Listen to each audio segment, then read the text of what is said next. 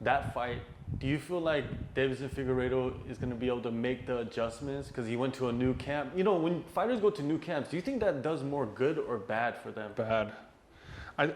Well, I think I'm a very loyal person to AKA, and we've had one of the most loyal teams in the history of the sport. We're all still together. I mean, whether we're at the same gym or not, Luke's gone, but he comes back. Kane, DC, we're all still a family, and we all still love each other. We all still train together, and we're all still AKA. You know, even Eagles, they're AKA and Eagles at the same time. And Khabib's coaching for AKA, even though he's Eagles as well. So I feel like being loyal to a gym adds benefits that you can't get. Like, here's the worst place.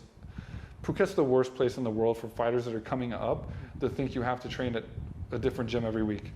They're just, the fighters here, most of them are just always looking for the greener grass instead of putting the work in, right? And so you'll see them at one gym and then another gym and then another gym and another gym and another gym, and then they come here and want to train. We don't take any of these people. We have a smaller contingent of fighters, but we have good fighters. You know, we have fighters that I feel are going to be stars, and I don't want to waste time with these guys that are going to be partying and clubbing and all that. And the thing is, when you switch gyms, you're always making new friends, like at a new school, right? You don't have close friends, you just have friends, just people that you know.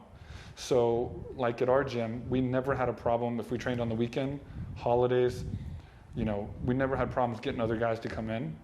I spent Christmas with my family in the morning, and then went to the gym to help Jake Shields or Koscheck or Fitch get ready for their fight, because they had a fight coming up in the next week or two, and sparred with them and trained with them to make sure they're ready.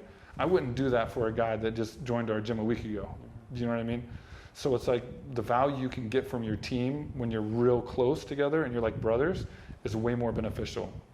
If you're at a bad team and you're not getting what you should be getting, then yes, you need a new team. Like John Jones had to switch teams, but he got kicked out of his team.